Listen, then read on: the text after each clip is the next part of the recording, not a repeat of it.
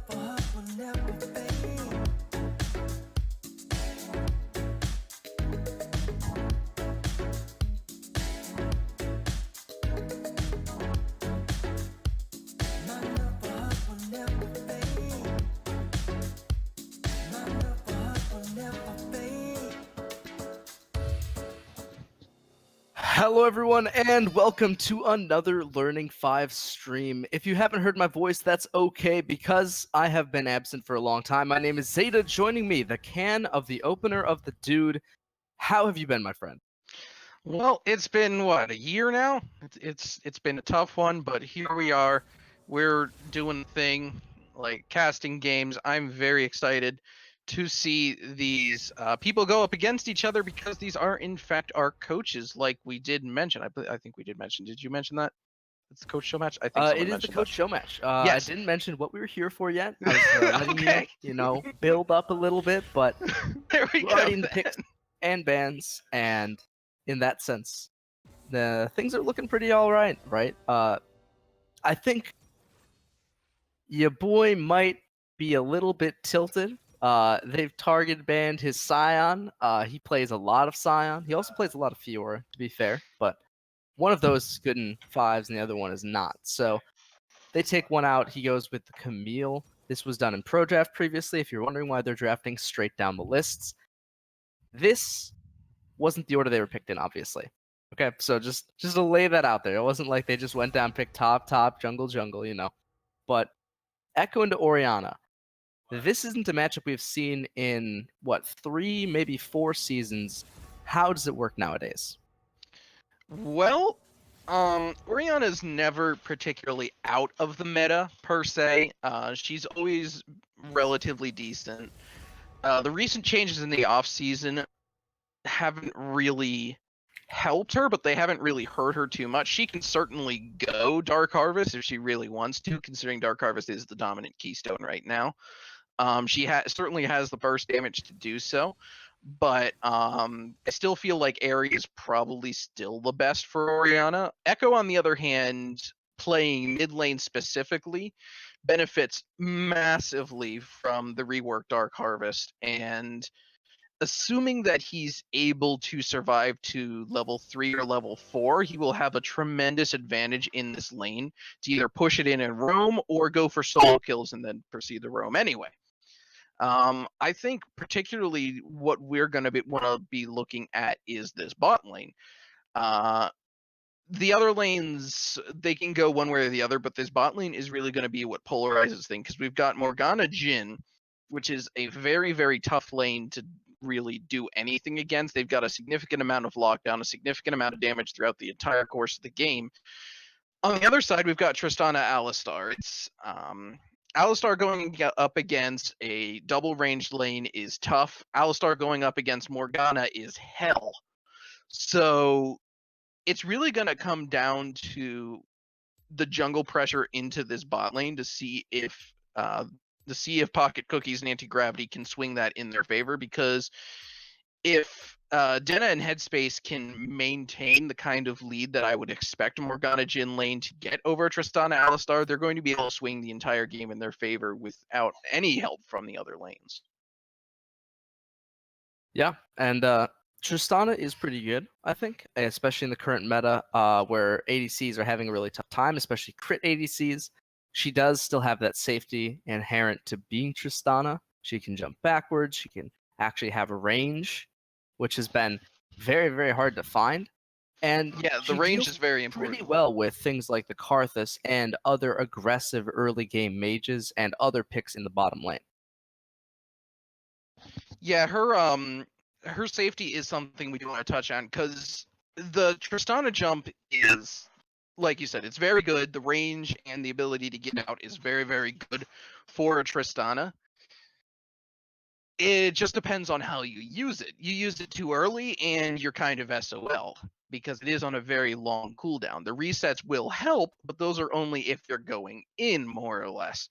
Now, I'm sure Pocket Cookies is going to wow us all with with their tremendous Tristana skills, but I still do think that Jhin Morgana does have this lane somewhat down. I'm interested to see what Keystone Jhin runs, though, because Halo Blade's still fairly useful. You can always go Aerie or Comet, but Dark Harvest is also fairly decent on him. Dark Harvest has a lot of power, especially when you consider the fourth shot damage that Jhin can put out once he picks up a rapid fire cannon as well. Yeah, and it's not been the easiest time for most critical strike ADCs, but Sure. Jhin also isn't just a crit ADC. He's a caster ADC on top of that, right? The crit is just to buoy his actual AD numbers. So in that sense, he doesn't need the crit. He can still get away with the double longsword start, BF sword coming straight after that, and things just work out for him. Yeah, he can do that. He can go straight into Storm Razor, and then he can go from there. He can even go lethality if you really wanted to. I've seen a small resurgence of lethality builds for people like Varus, people like Jhin. I've seen that. It's not, I wouldn't say it's optimal, but it can certainly give a surprise factor. And given that there's no true tank on the enemy team, it might be something that he might look into. Of course, with Denna, you can never really tell what's going to happen. So we'll have to wait to see how he goes on that. But there is options available for Jhin, certainly more than there would be Tristana build-wise. Yeah. Other things that would concern me, we'll have to wait because we're going to take a very short break while we load into game. As soon as we come back, we bring you the first game of our Coach Show match.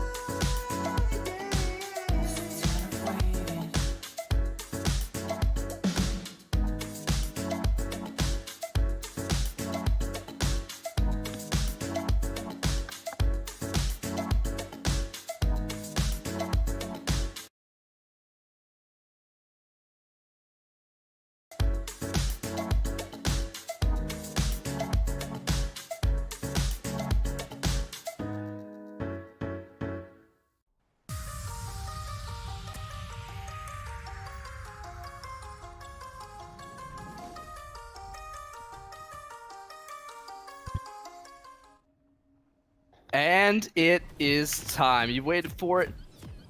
It's the Coach Show match. We're back. I'm Zeta. He's Can Opener Dude. And we're going to introduce the teams on the blue side. We got...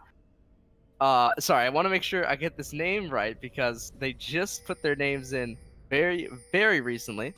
It is... Welcome to Summoner's Rift.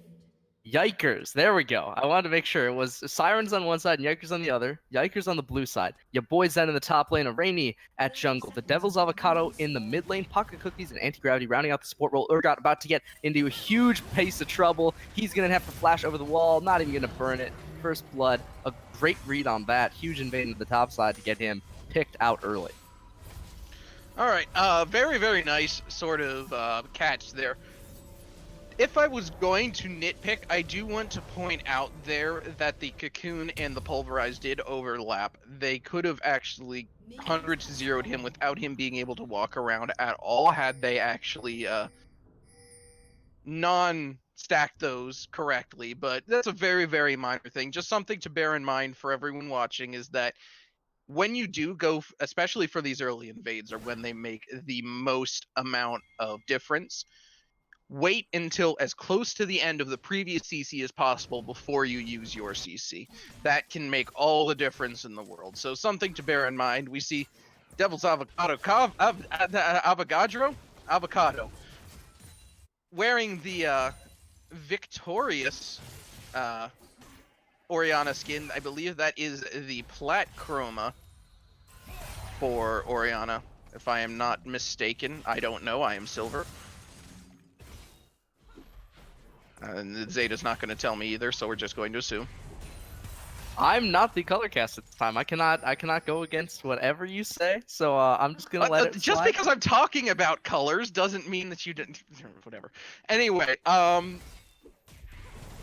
yeah. So rocking that chroma, whatever rank it happens to be. So a bit of a asserting dominance moment there for Devil's Avocado. Though depending on what what rank Larock Chromas is, were rewarded for basically getting ranks in each queue. Gold gets in any queue, and the green one is awarded for 2 queues. So that's with flex Oh, okay. and or 3s with your solo. Or Oh, maybe that's it's just 2 flexes. Knockup lands, not using the new combo, anti-gravity. Might have missed the memo on that one. There is a longer Alistair combo that just came out, true. That is a flash, though. Yeah, pretty big flash. A little bit of a interesting bit by Rainy, but getting the flash off of Denna, even though he had headspace next to him, he really didn't want to risk getting cocooned at that point because he knows anti-gravity's combos up really soon after. Now, I know I'm the color caster, but I haven't. Whoa, hello, top lane. Ah, they're fine. Maybe.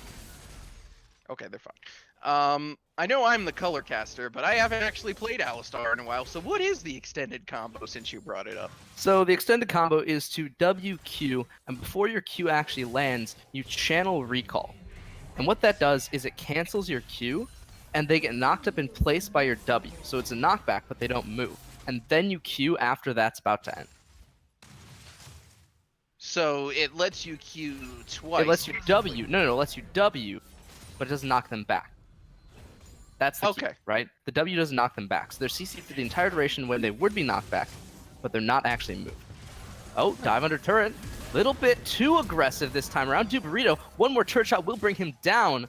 He gets out of there before it actually matters. I'm very surprised about that Urgot timing. He should have waited for the jungler. Maybe then they would have gotten that kill. Yeah, but even then, I think your boy had that number on that gank there. That was pretty smooth, nonetheless, from him. Props to your boy, our head of events, certainly making this top lane very eventful himself. And I do want to point out, Denna did actually end up going with the Dark Harvest, which makes me very happy. But Larock actually going with Electrocute, which does surprise me a little bit. It does give him more, I guess. See, really, no. It's just straight up subpar. There's really no instance in the current meta that Electrocute will work better than Dark Harvest, because even if you're comboing them above half health, it doesn't matter if you're getting that proc off or not. It'll do a little bit extra damage, but if at that point they'd be at half health anyway, then you're proccing Dark Harvest as it was. So in any particular instance, Electrocute, subpar choice, but it's a comfort pick. I won't harp on it too much. That being said, I will harp on the fact that we do have Duburito running the Predator Gragas, which does mean he will most likely be going for a more damage-centric build, I would hope. Because normally if you're going to go a tank build, you do want to go Aftershock, but, you know, either way works. There's Elise. Gonna catch the thing. Oh, that's a little bit too aggressive. LeBrock, he still has ult, but doesn't want to actually pop it yet because he knows that Duburito is close by. If he were to recall there, could have been in a ton of trouble. But Headspace doesn't want to aggress just yet. Your boy does, though, and he gets onto Simulacrum. Good extended range, but still, the Urgot is so far under turret, there's nothing really happening. Well, I'm sorry, my Discord decided it wanted to kill itself, but I'm back now. No, oh, come on, you boy, don't you laugh at your opponents, that's just mean. No, I do like the, I did like that gank. I especially liked being able to catch that dash still from Larock that Devil's Avocado did with Command Shockwave, but in the end, Larock was able to escape, keeping it at 2-0. So still a bit of an advantage to Team Yikers right now. Oh, maybe trying. Yeah, there we go. Okay, so combos with the Orianna. As soon as she sends the ball out, Larock takes advantage there, gets the EQ combo. and just kind of pops her for a little bit, looking for another one. But Orianna does have a pretty decent range advantage. But see, this is the where the problems with electrocute come in, because see, with how little damage it does overall, Avocado's able to heal right through that. Now, if he had had Dark Harvest, it would have procced on that last hit, and they would have been so much lower. They can stick around. Avocado can still stick around because they pop the potion, they pop the biscuit. They can stick around now, but if they had had Dark Harvest, they would have been forced to go back here. So that's a major lane pressure given up. Top lane doing some stuff. Gonna Predator to get out of there. You okay, Zeta? Yeah, I'm just kind of waiting for the gaps in which you stop talking so I can say things about the play-by-play. I'm But sorry. I thought I stopped it long happens. enough. But We haven't casted in a long time. For those of you wondering, this is a practice on both of our behalf. So, Duburito taking aggressive nature both of these times now. Devil's Avocado, he is ignited. The barrier shouldn't save him unless he gets that heal, and he doesn't have the right rune. The Gragas got out. The Orianna was not so lucky, but the trade onto the Echo, still good for her. 1-for-1 in that sense. Simulacrum now in a bit of trouble on his own. The flip over, though, and your boy Zen is going to go down. They're going to chomp and munch him into that fear beyond death and go back to farming. yeah, that's it's a very important pick up there for Simulacrum. That will reset the way that the gold is distributed in this top lane, and now he can push this into tower. Your boy does not have teleport, so that's going to be an entire cannon minion wave and a half lost for your boy. Big win there by Simulacrum. He'll also be able to pick up at least one of the turret platings. Gives him 160 two. gold. Based on I the said minion at least one. wave- Come on. Sorry. Based on the minion wave, he's got a little bit more to go, right? This is still a very, very large wave. And it's not even going to be finished by the time that the Camille gets up there. So your boy's going to get quite a bit of that farm, too. Yeah, he actually picks up quite a bit of gold. He's now ahead by about 200 gold in this lane, whereas he was behind a significant margin about 2.5 minutes ago. So very, very well to him. Duburito doing his best to take this blue buff. Not going to hand it He's over trying. to Larok. Yeah, I mean, it was close, right? Devil's Avocado just trying to pressure out. Larok missing that Q, actually. Throws it a bit too far to the side as he goes in, and still the slippery Orianna will live on. This lane, I was expecting a bit more pressure from the Echo, but it has been quite good farm so far from the Orianna. Very pleased with himself there. You know, he can continue to farm out. It should be relatively good because the Echo's Dark Harvest is, you know, actually, no, he's electrocuted. He doesn't even have Dark Harvest, so that's not going to stack whatsoever. Yeah, it's again just a ooh, hello. I think that was actually trying to go for that extended combo we saw there, anti-gravity there. Perhaps he's listening on the stream. If so, thank you, anti-gravity, appreciate it. But yeah, tried to go for it there. Little bit of a not full combo. I don't know exactly what we want. We don't necessarily want to call it a misplay because, you know, it's fine. Predator going down here. Oh, it's a little bit of an engage, but your boy's still quite far away. They've chased him, but they can't find the purchase until they get the cast and the knockback. But your boy, he can run, but he cannot hide. The body slam to finish him off, get the damage, and secure the kill. This time around, they do actually even up the kills. The gold still 1,000 apart because of that CS lead in the mid lane. But besides that, you know, very good job so far to close the gap. Sirens, you know, kind of besting their namesake almost. They're actually executing on the plan. Oof. You know, I do. Yeah, they're the red team, Team Sirens, doing their best North America impression. Holy crap! Did Devil's Avocado steal that? It didn't say in chat, so I'm not sure exactly who actually got the. Yeah, because it only says on pickup.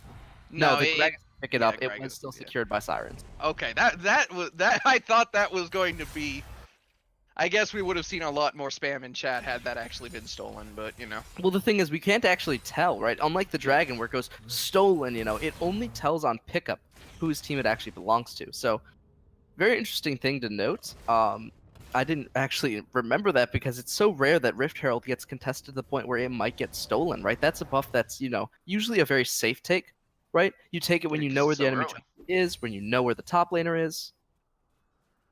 Yeah, and yeah, like you said, I hardly ever see anyone contest that. We do see Devil's Avocado try to be a little cheeky with it, but in the end, it comes down to it was just picked up clean and safe by Team Sirens, doing their best NA at World's impression to close the gap with the Koreans. Top lane still doing a fair job. It's not noodles, right? It's more like noodles that are just kind of covered in razor blades, right? They hurt a lot, but both people get hurt. Tiramisu? Like, I don't know. What? Tiramisu, maybe like I don't know. What does okay, pastries aside, what does that have to do with the actual game? I was trying to think of missing the sombrero, but the Alistair is here to combo over Rock. Even though he recalls, can he rock and roll away from this one? He flashes away after the Alistair has flashed. The Gragas, though, predatoring in Dubarito, and the catch, actually, the cocoon is there. Arani has made himself known, and Dubarito will go down as well. The 2 for 2 turns into a 3 versus 2, and then 2 for 0. Very, very well done by Arani to be able to get in on that fight. That did look like it was going to turn out to be just a waste of resources on both sides, but Team Yikers coming up big there. Very, very strong. Do enjoy it. 10 out of 10. Yeah, 10 out of 10, and the turret mid lane should be dropped to at least a single plate after this next wave crashes, unless the Gragas fully commits. So, very dangerous right now. Oh, plating is gone. Turret could actually go down if they want to commit to it, but they don't. Instead, at least backing off and away. Objectives not very high on the priority list so far for either team.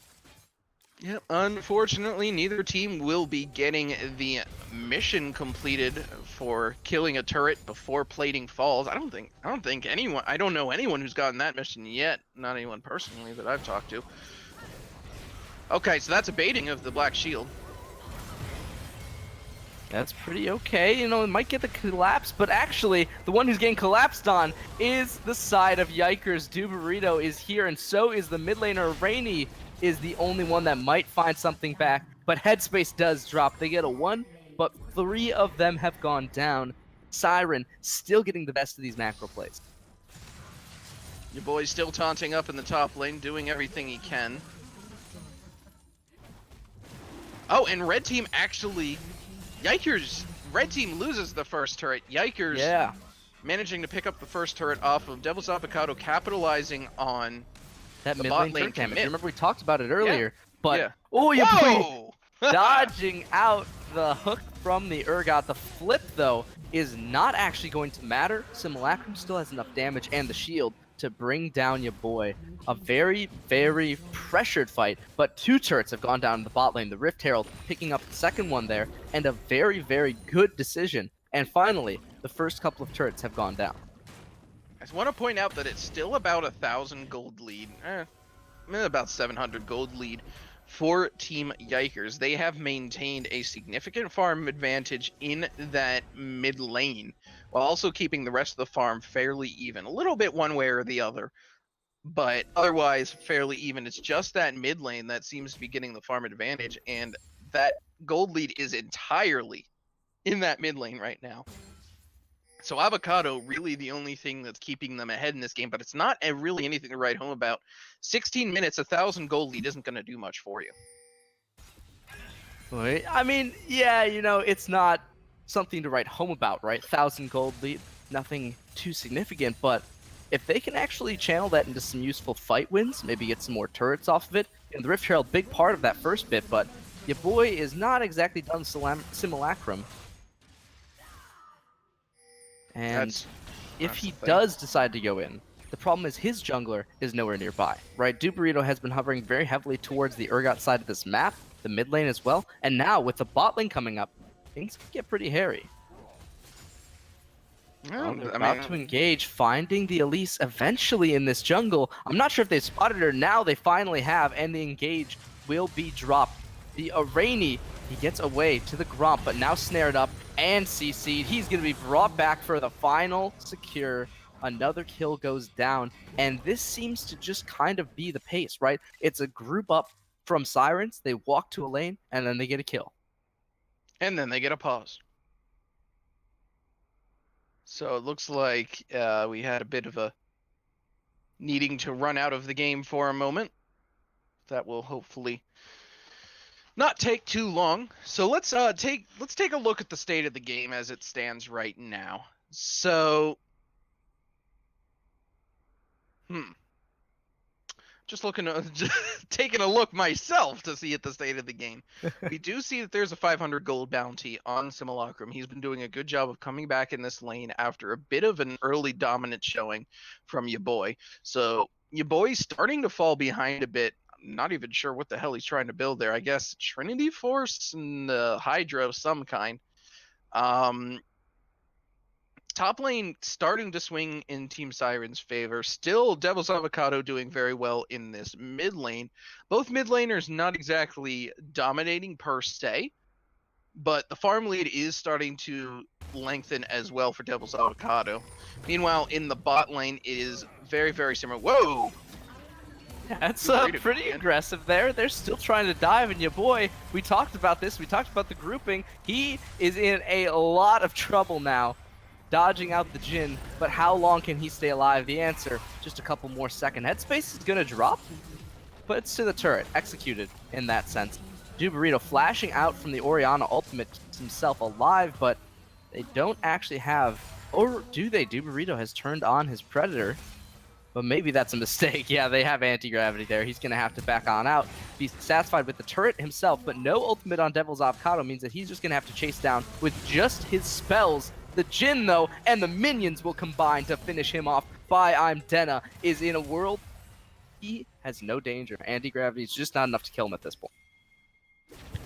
Yeah, that's a very, very smart decision by Denna to stick around, know exactly how far he can go in, and look at Larok down here on this inhibitor tower here, able to basically almost kill that. It's under half health here. He's going to be able to pick up your boy unless your boy 3D maneuver gears on out of there.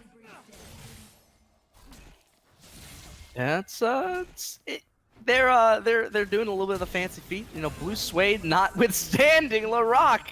He had his ultimate up, but he was not expecting the flashy from your boy.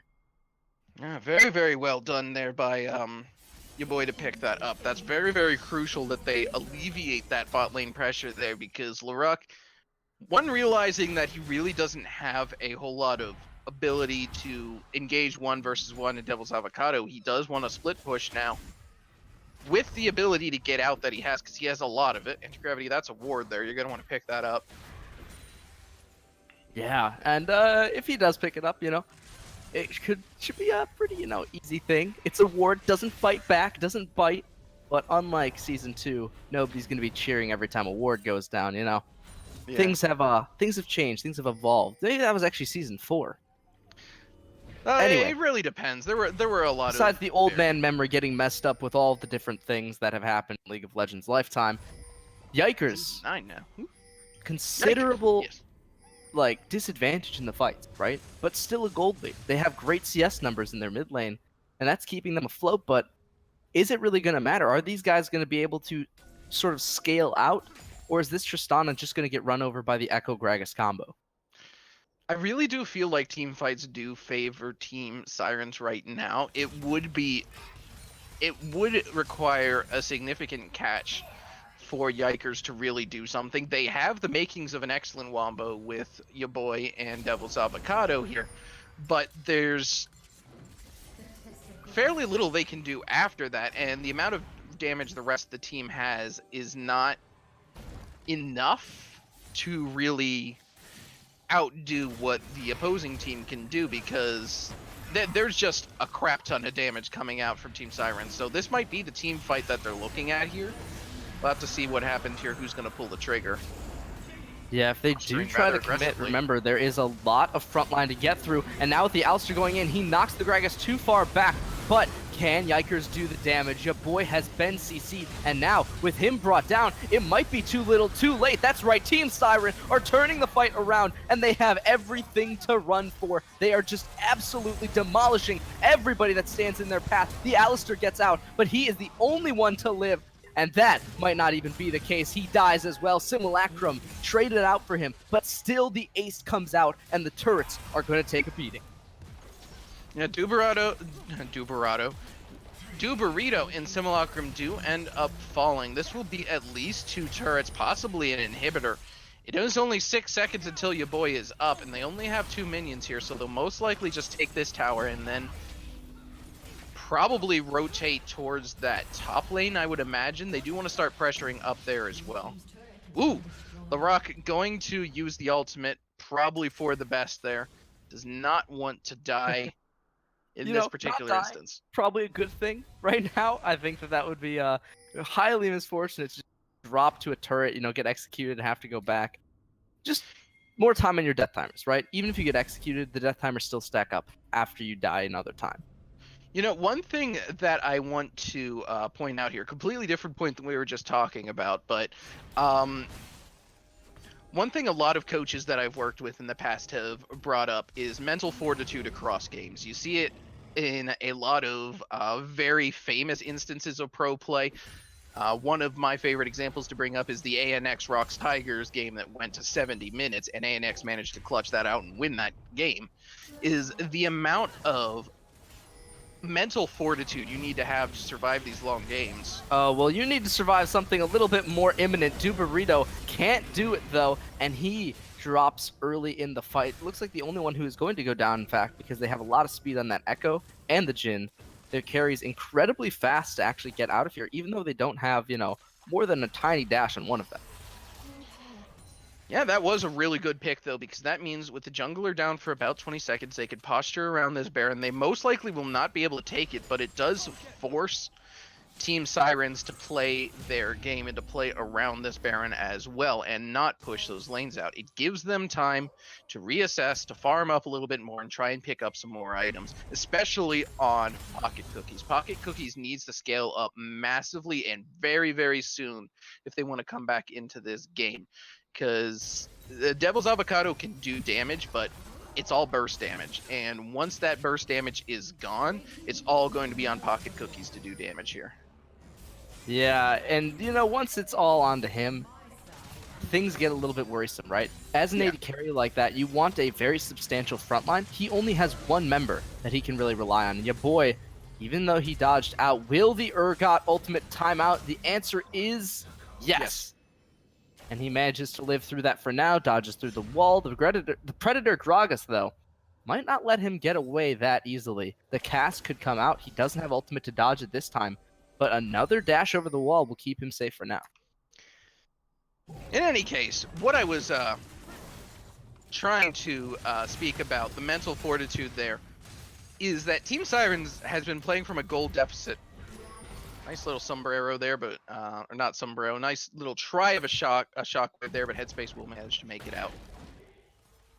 Team Sirens has been playing from a deficit this entire game, but they managed to stick it out, and they're now ahead in gold. And they were playing so well from behind, and now they're ahead. I can only imagine the game is going to continue to move into their favor at this point. Now, that does not mean that Team Yikers is out of the standings by any means. I imagine these 5 guys are coaches. These are guys who have, done time and time again, told teams, okay, refocus, what's the next objective? Where do you go next? What do you do next? These are things that every coach in Learning Fives brings to their team.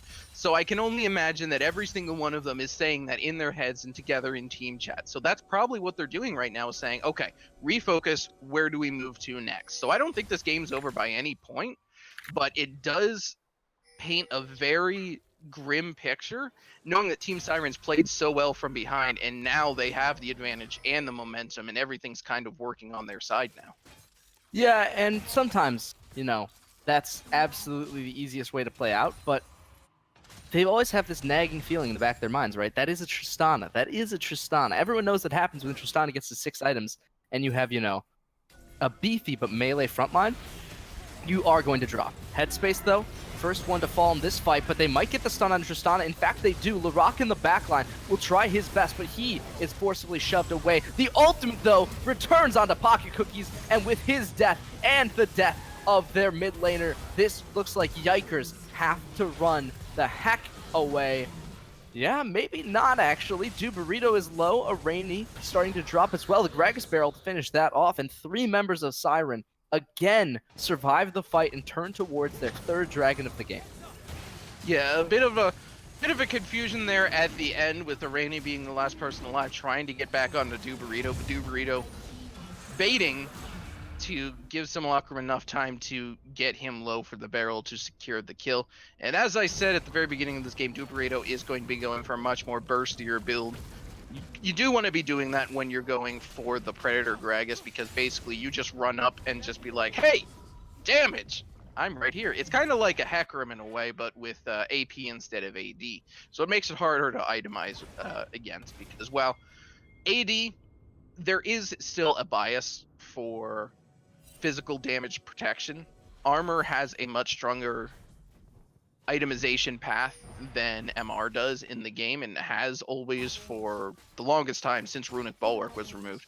So having that kind of AP magic damage Hecarim in Gragas is very, very important to Team Siren's success, I feel.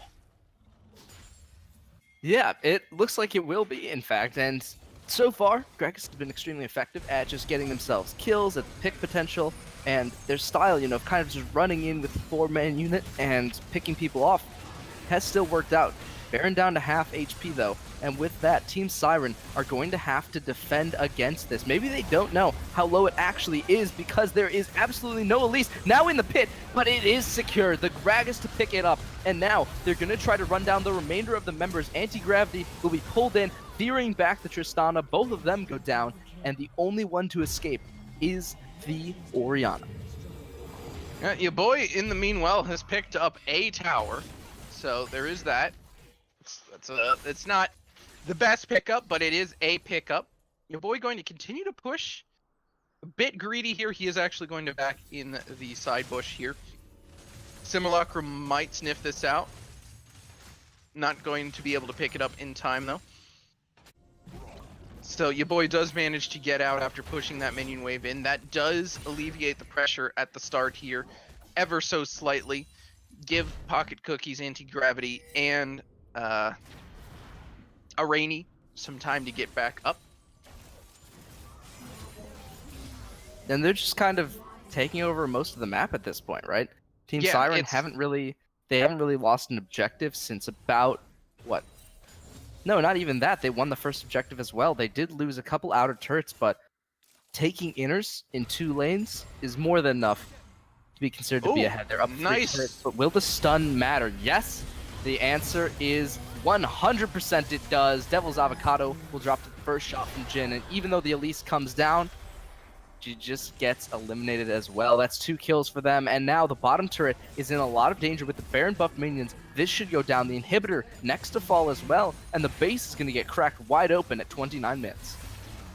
Yeah, there's very little wave clear now. Pocket Cookies will have a little bit, but will not be able to do much, because even with that extended range, as the game has gone to almost 30 minutes now, nothing really they can do. They will try to defend this tower, though. It's all on Pocket Cookies now. Your boy will try to do what he can, but it won't be much. I think this is pretty much just going to be a slow bleed now.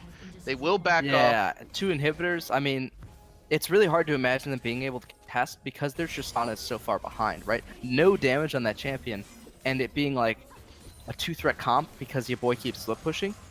What can they really expect to happen?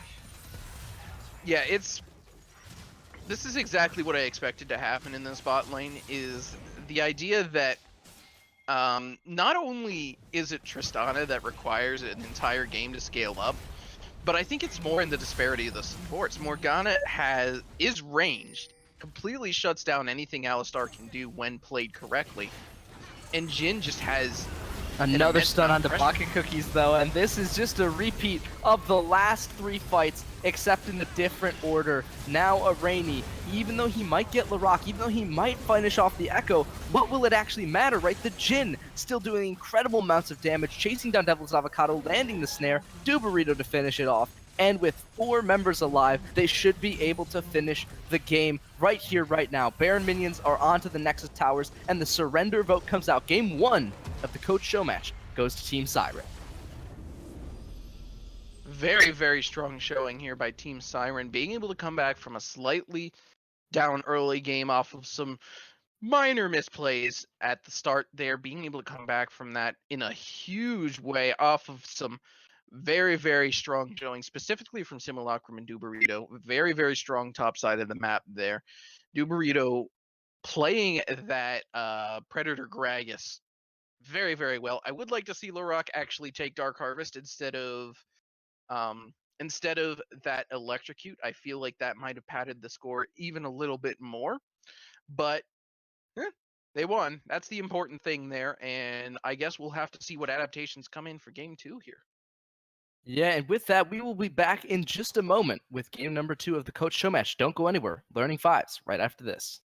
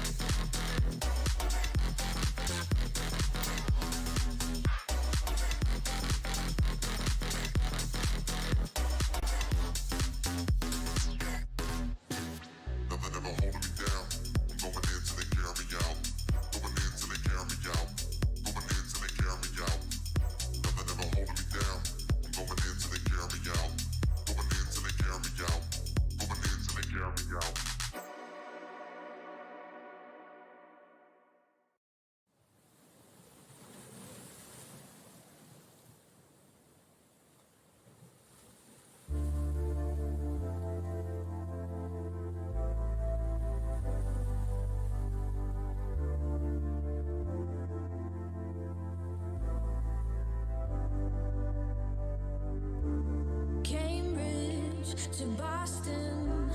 Lives in a world she's lost in. Victim of compromise. He's staring at her empty heart. London eyes, Glasgow bones. She's whistling the catacombs of paradise. He's in love with the statue in the marble block. He's in love with the girl that time forgot. She just sheds her ears. She's falling too far with salt in her scars. Won't let it taste her tears. She's falling too far. The girl that time forgot.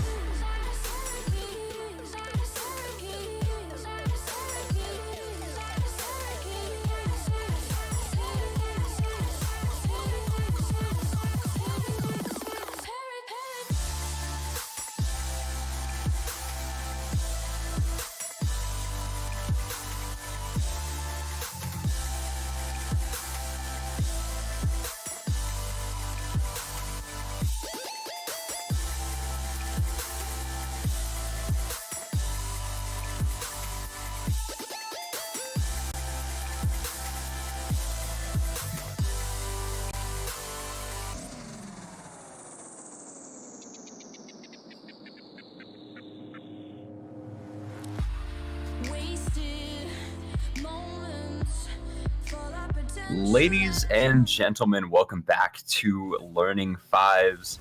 We are into Champ Select here for Game 2 of two teams I can't remember the name of. Yikers and Team Sirens. There we go. Can picking up the slack for me there, and Penguin helping me out as well. My name is Blaster Boy, and this is the long-awaited return, I suppose. And I am joined here by Can Opener Dude. I will be your play-by-play. He will be your color. And we are right into the bands. We see Aurelia and Jax taking off the table on blue side. A lot of top focus there. Kaisa, Gragas on the opposite end. Can, what do you think about this draft so far? What do you think about these bands, I guess, based off the first game? Nothing really too major coming in until we look at the red side bands here. They do take out both Duburito and Simulacrum, who were arguably the key carries in the last game for Team Sirens. Both of those taken off the table right off the bat. I'd say that's a very astute decision there. Blue side obviously being Team Sirens, red side being the Team Yikers. And very, very good by them to take those off the table. But we will see how Simulacrum and Duburito do on a different kind of duo top jungle in Shen and Aatrox. Bit of a fun little synergy there. You get Aatrox to just jump in and start doing crap, and then Shen comes in and does crap too. It's a fun time. You know, they can join each other across the map. Meanwhile, on the other side, we do see Renekton picked up for your boy. Your boy has always been a carry player, probably always will be, other than that Sion that we play Sion like he is a carry. So, very excited to see how he plays that.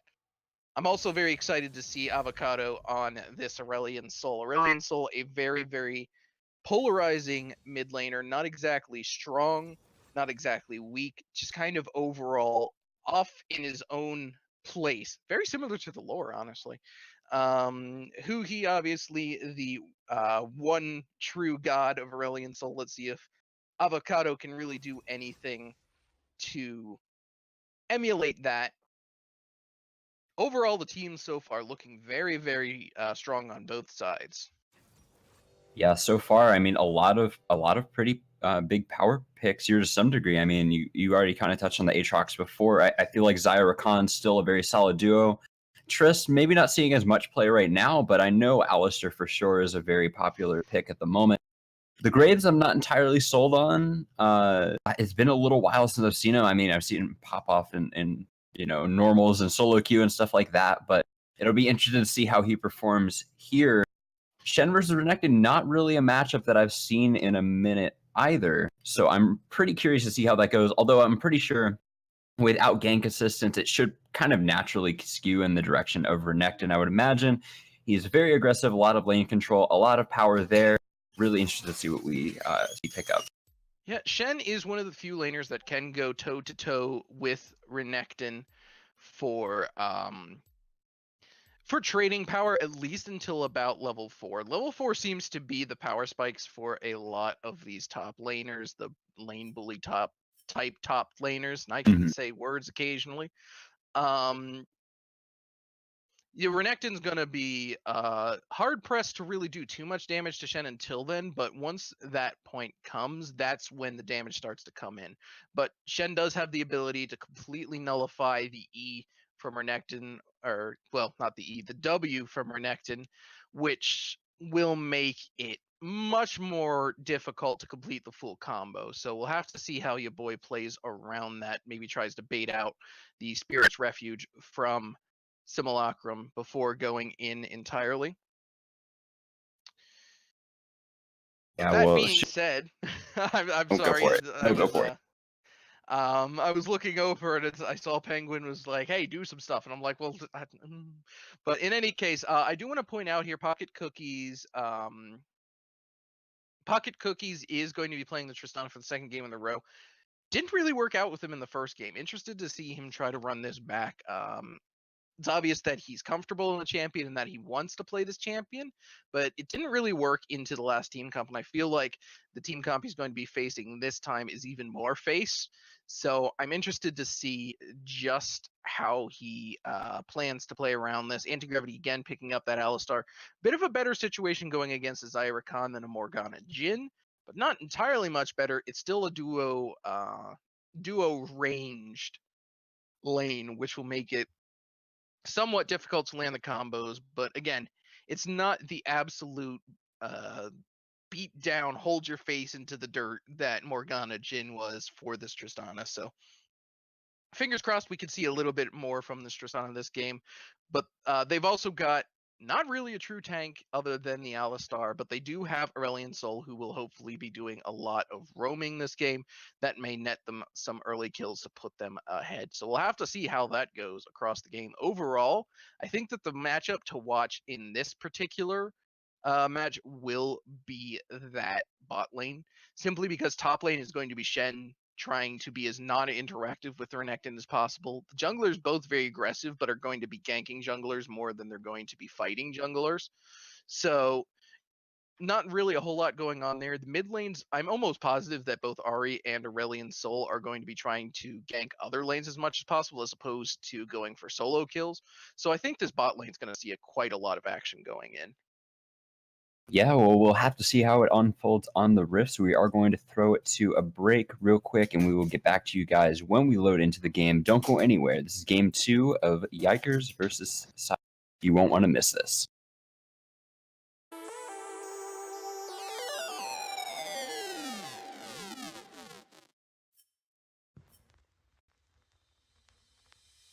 Guys like that got a Lambo on a bad lease, but he'll make sure that you see.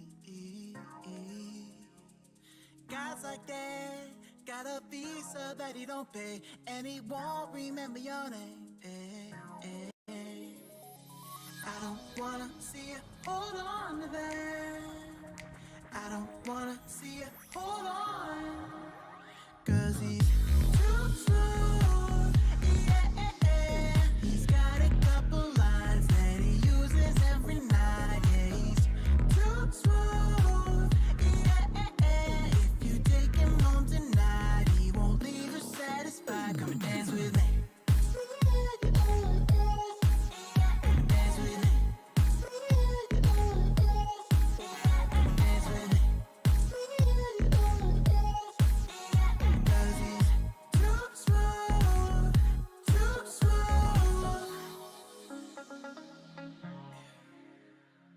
Guys like that, they got nicknames in their phones, and they won't be taking it slow. Guys like that is looking for sure thing, and he'll move on if you delay. I don't wanna see you hold on to that. I don't wanna see you hold on, 'cause he's too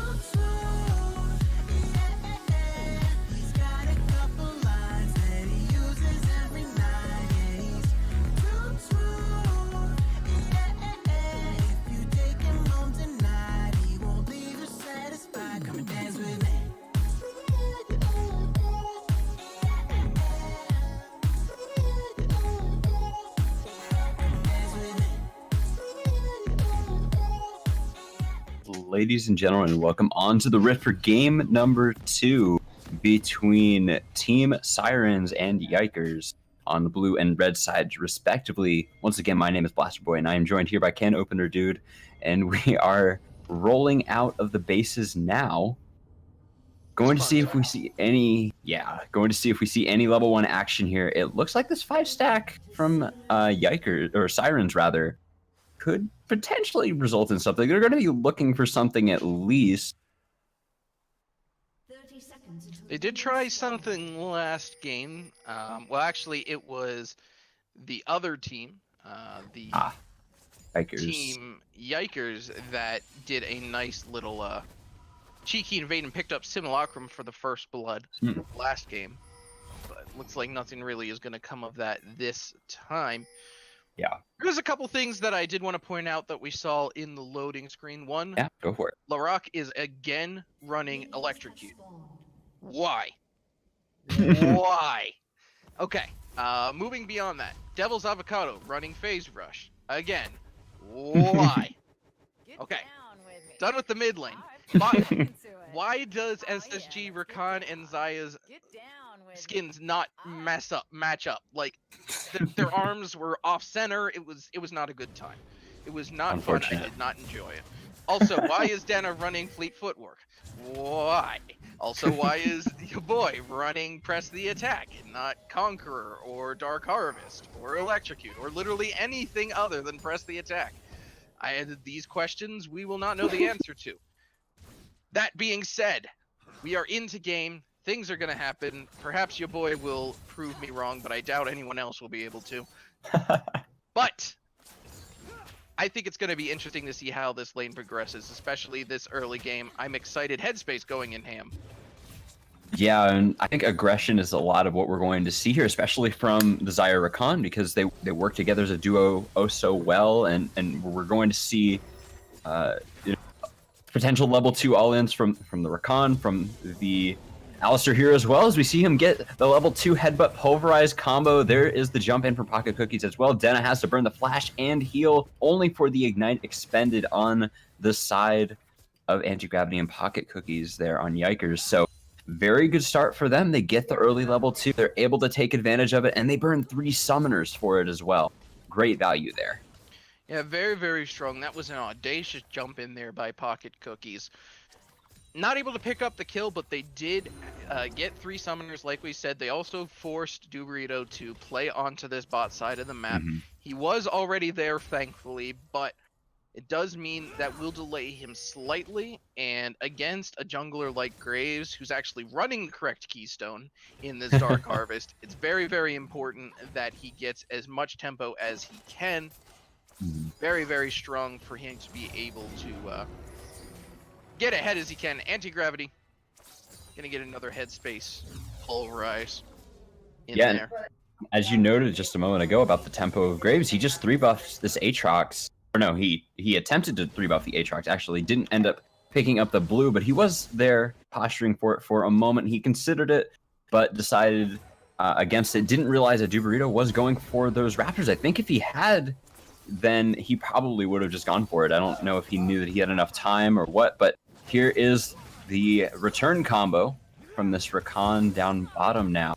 You saw Anti-Gravity go in again, get chunked very, very low, and even pick up a little bit of damage on the way out on the backside. Is one thing I do want to point out real quick is that the level 2 aggression came off of the back of obviously a great Alistair combo, but this is a... Oh, well, actually, hold that thought. No, we've got Graves in the top lane and a stun down middle as well. Not a whole lot going on in either of those lanes, though, in the end.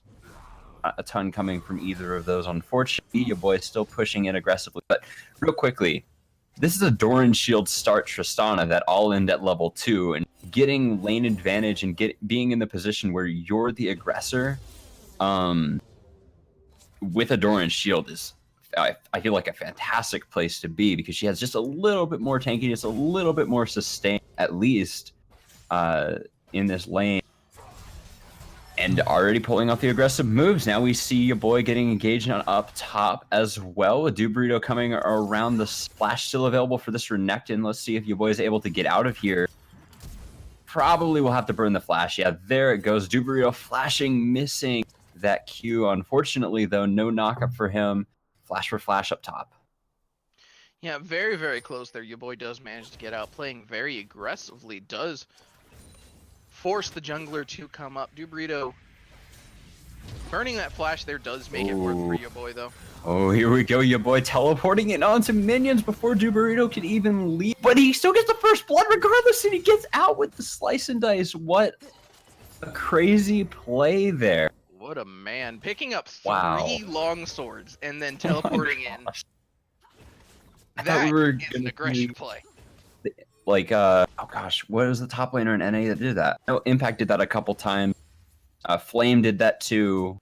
Maybe the Dyrus? I don't know. It's a long-standing tradition of NA mid laners to teleport back into lane after they almost die or do die, and then die again to a repeat gank. So we almost saw that there from your boy, but he was just a little bit too powerful. I mean, the Shen had not been able to go back to base quite yet and actually get anything meaningful. He was still just sitting on that Doran shield, so low enough. Taken down. Now we see a little bit of a breather here. Yeah, it's gonna slow down a little bit as the pressure resets.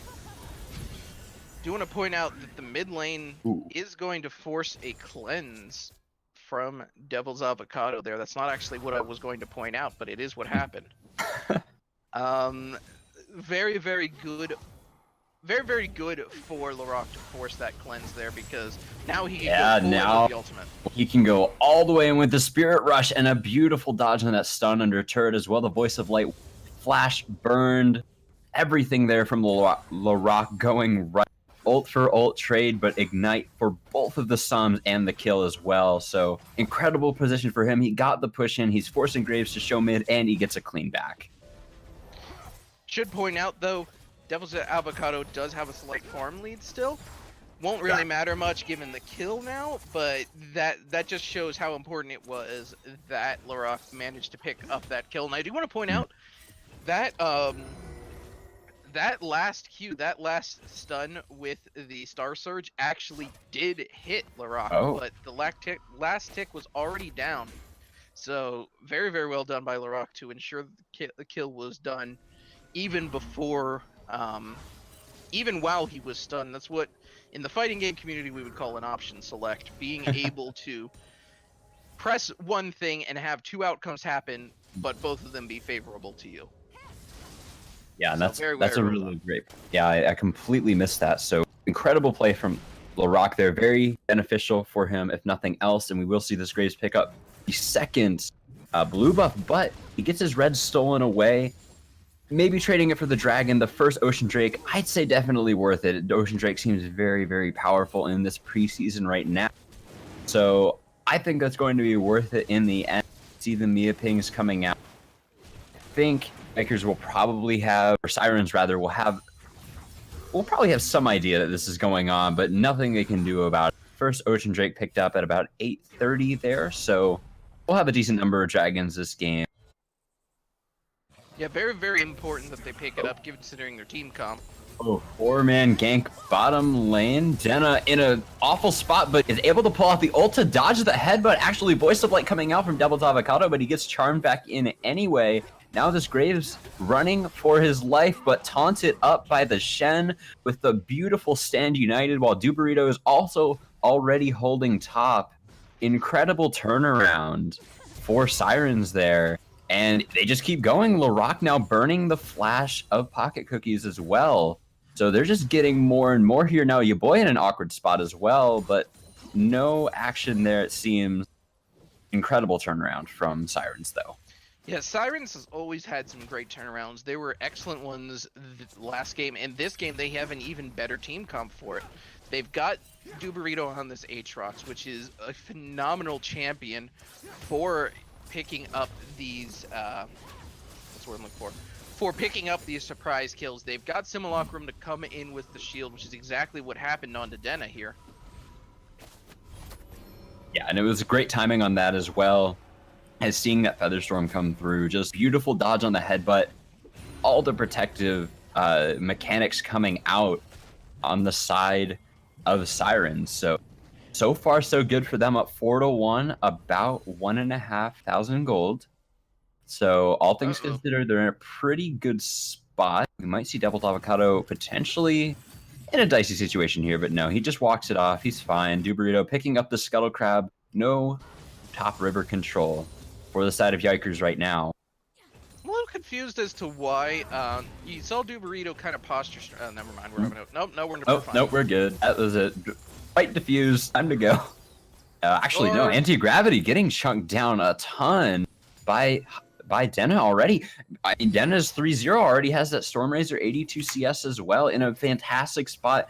1,100 gold up over his opposite number in Pocket Cookies. And there is the great Feather Call coming through. Often engaged that Pocket Cookies really initiated. Completely underestimating the damage of Denna there. Thought he had a great pick, but gets picked off himself. Uh-oh. Now we see the gank squad coming down bottom, though. Devil's Avocado and this Graves Bolt coming in. There's the Feather Storm again, and the callback on all of them. A great snare, a great deal of damage. Anti-gravity gets popped after following up on Devil's Avocado going down as well. We see a bit of a trade up top, but Simulacrum is just winning this fight as well. So now a great 3-man push in with the assistance of Duburito onto this bottom tower, looking to take down those last barriers, looking to take down this turret entirely at sub 12 minutes. 11:30 on the clock, 7-1 for Sirens right now. They're in a fantastic position. Now your boy, the action just doesn't stop coming in mid, gets charmed up at max range, now having to run, pops a Dominus. Maybe looking to take this fight a little bit further, but he just doesn't have the range. He can't really get in, and now he's kind of dancing with death as Headspace is coming around behind for a moment, but he turns around. Looks like the fight's all said and done. Bot tower, T1 going down. Again, really great spot for Sirens. Yeah, I don't know why they're continuing to try and do these dives onto the bot lane. As soon as Rock. Beautiful flash charm. And now Devil's Avocado in danger as well, having to burn the flash to get away, but your boy just got completely popped there. What a beautiful, I think that was actually maybe a charm flash kind of animation canceling there. I don't know. I didn't quite catch exactly what happened. It was really good, perfectly accurate, max range. Got the kill. That's what counts. Oh, and again. Oh, now, yeah, another charm onto Devil's Avocado here, now running for his life, trying to get away. LeBrock out of mana. Not able to do all that much here. He does get out alive in the end, though. Yeah. LaRock feeling like night and day on this Ari. He played very decently when he was on Echo. I'm not trying to sell his Echo short at all. It was very, very good. But he just feels so comfortable watching him on this. Oh, Denna. Oh, no. Denna is in a really bad spot, but there's a Sand United coming through again, potentially to save his life as a 3-man, but also a 3-man charm and knockup as well, followed up by the taunt by Simulacrum as well. Denna trying to kite away, but is out of room. Featherstorm does just barely come off of cooldown before it's all said and done. Voice of Light goes wide, and there's so many people here on both sides. Now Devil's Avocado is set to fall as well, following this Graves in the top lane. Duburito headbutt away, but that simply just diffuses the situation as we see another 2 kills come through for Sirens. Well, that was fun. Yeah. Now, holy crap. We got a BRB in the chat as the reason for the pause. That's, what, to answer my question, what are you doing, Denna? The answer is dominating. Evidently, yeah. I mean, again, the whole team, all the defensive mechanics were there. Rakan right around the corner, Stand United. I mean, that doesn't even matter where Shen is in that case. Regardless of result, incredible for Sirens as they take another 2-0 fight. Top tower, tier 1 falls as well. And they haven't even considered taking this Herald yet. Now with full top control, they could fall back and take that. Really, it seems like whenever they want, stealing away the red buff from this Graves now as well as Headspace in a bit of an awkward spot, but he just walks it off. So it's all good. Now they're going for the Herald. It looks like Denna might be going for it. Let's see. Yeah, they're definitely on it right now. So, of course, just as I call it out. Now the barriers have fallen as well, though. So his mid tower falling very, very quickly to just Larock all on his.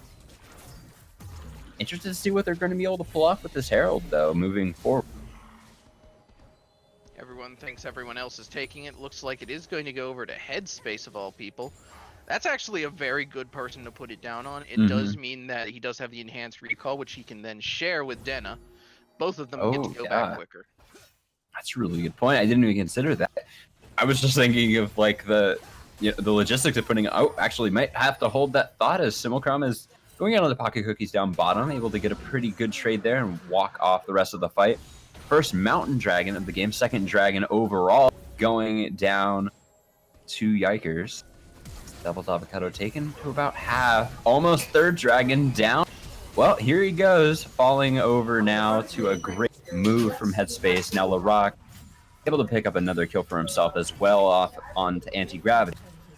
And he didn't even have a chance to pop his ultimate. That is how quickly he really died there, how dire of a situation he was in. This is a little bit dicey now to your boy, actually. Just kind of, well, I mean, I guess he's just kind of given up here. Nah, he's Some not degree. giving up. He's just BMing all kinds of craziness. Yeah, now popping the Dominus, actually going for this fight. Pops through the World Ender, has a little bit of health left to play with. Not a whole lot, though. He's got to play it really carefully, but he gets the stun, and he finishes it off. The Infernal Chain's not nearly enough, but we see this Herald pop down mid, taking mid tier 2, mid tier 3, and the inhibitor as well. Your boy gets a solo kill top lane, but that's really the start and end of the story for Yikers this game. That's about all they've been able to pull off so far. Your boy has both of their kills, but they're down 5 turrets, 10 kills overall. They're in a pretty dire situation. I'm just... Your boy is in elo hell, let's be honest here. Yeah. And that actually goes over to Yikers.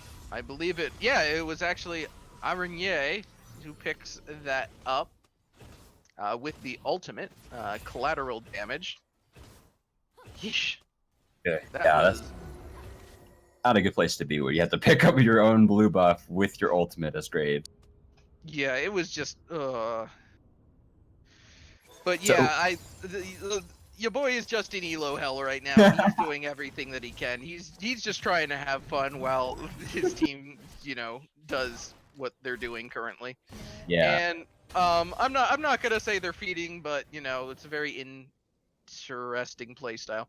Yeah, to say the least.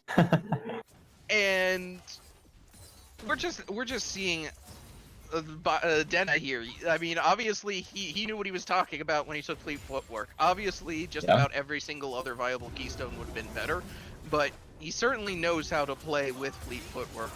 Headspace going in. Yeah, Headspace going all the way in with the charm into charm, and almost into another one on the pocket cookies as well, burning the flash thanks to the rock there. Yeah, they gotta wait on a couple minions, but they're in a little bit of a weird situation with Siren. They're looking pretty good right now. They're in a pretty good position, and it's worth noting that, the Herald wouldn't have even despawned from its pit yet had they not taken it. It's still only 18 minutes into the game, and this inhib has already been down for a good little while. They're looking to take a second one. Siren's in a great spot. Featherstorm popped by Jenna. What a beautiful flash into the Feather Call as well to turn it all around. The Stand United coming in to keep him alive. Now Larock flashing to the backline, able to finish off Pocket Cookies with that Ignite. Anti-Gravity all alone. It's looking like that's going to be just about it. As the bot inhib will fall, they're going to walk this minion wave. They don't even need it, though. They're going to walk it all the way to the Nexus towers just for kicks, as both these Nexus turrets will fall 18-45 into this game. What a dominating victory from Team Siren. And they're going to take it all the way. BM flashes and all. What a great performance. Absolutely dominating from the entire team, and it's pretty interesting. It was Simulacrum and Do Burrito basically putting the rest of the team on their shoulders last game and just kind of brushing through everything. This game, it was the Denna and Larock show without a doubt. Larock landed every single clutch charm. Every single time we look mid lane, we see those stars just disappear around Avocado as he gets charmed in by Rock. And Denna didn't die. He was 10-0-5. Yeah, and With that's 164 CS at 1858. It's Yeah. absolutely ridiculous just how strong Denna played that game and just how much I'm losing my voice. I'm in awe of how well Denna is playing. So is my dog apparently.